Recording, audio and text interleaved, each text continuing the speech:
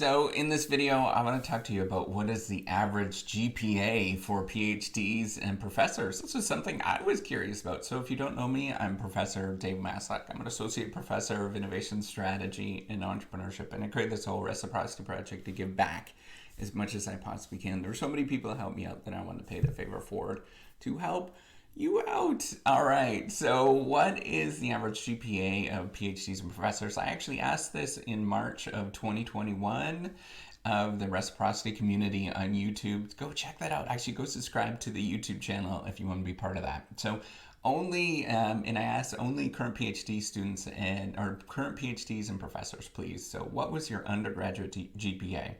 And actually 145 people responded, which is amazing. Thank you that you did this. And here it is. Here's the average GPA was 83%. Or the average GPA is a 3.3 and their percentage is 83%. That's what their average grade was. Actually, I'm from Canada. We did not have this GPA thing, so I had to sort of do a bit of a conversion with that and stuff. But, and I think a lot of countries don't do this GPA thing. I think that's uniquely American. But, in terms of where people stood, it was all over the board, right? Some people didn't do that well. 20%, 19% had a GPA less than 2.5, which is less than 80%. And then there was 13% that had a 4.0, so 90% or better. So which is pretty good, but I think the median was about a 3.5, so 85 to 87%, somewhere around there. That's what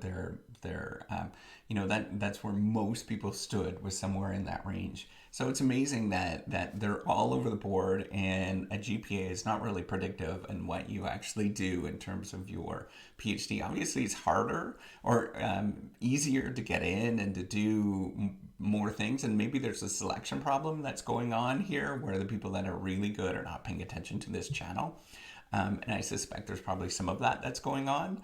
So, but in general, it's all over the board. And so don't worry about your GPA so much. Worry about what you're really interested in and, communicating that interest to other people. That's going to be the biggest thing. If you can get that statement of purpose all lined up and it makes sense and somebody else resonates with it, like if you're actually identifying which professor that you want to work with and you write a specific letter to work on their stuff for them, you have a high chance of actually getting in.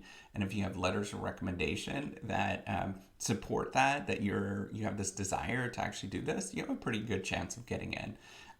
So really identify that and really focus on doing a good job of really playing up what other people are interested in. So your average GPA, it probably doesn't matter that much into your undergraduate GPA. Probably it matters. It definitely matters. I'm not gonna discount it, but at the same time, if it's low, don't worry about it as much as you think that as much as you think you're worrying about it at this moment. Worry about other things and do a good job at everything else and showing that you going forward are a different person than what you were in the past. And if you have a high GPA from your undergrad, amazing. You did really well. My GPA started out kind of on the lower side in my undergrad, and then at the end, the last couple of years, it was actually pretty good.